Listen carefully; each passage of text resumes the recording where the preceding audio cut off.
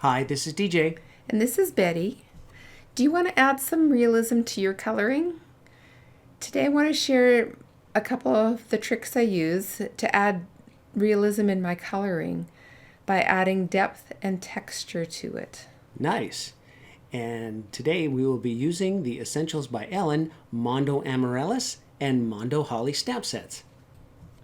You can use the techniques that we'll cover in the video today in a simple layout like this one, or do some masking for a whole different look.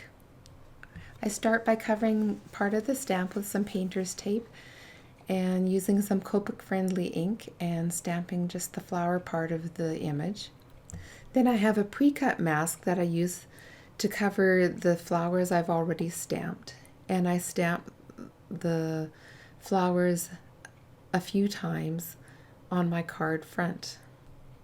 This is an A2 size card, and I originally thought I would do a horizontal layout, but we'll see what happens as we go along in the video. So I'm just filling in that last corner with one more stamp and removing the mask, and this is what we'll color today. Nice. In choosing my colors, I originally thought I would use some lighter and darker colors, and I swatched them out here, and as I did that I discovered that I really didn't care for the light colors. To get the rich tones I was looking for, I decided to use two cool reds, which are the bluer reds, and one warm red, which is the oranger red.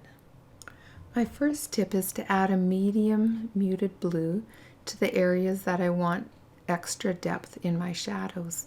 It'll make my reds even darker in the area that I use it. So I'm coloring with my darkest red, and then my medium red, and finally my lightest red, and then working my way back to the medium and then darkest red, and then adding blue if I feel like it needs it, and that helps blend my colors nicely. So you'll see I'll add some shading to the centers of the petal, or where one petal overlaps the next, I'll add some shading there. Or if there's a divot along the edge of the petal, I will add some shading there as well. So I'll color just a few petals here.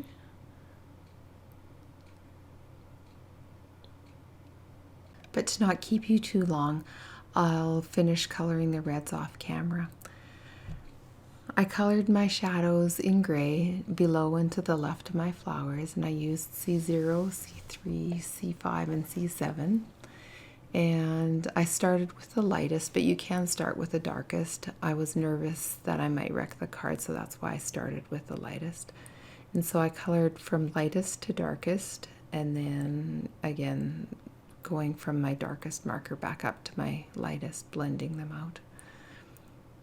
And then I moved along to add the last bit of texture to my card using my Prismacolor pencil crayons.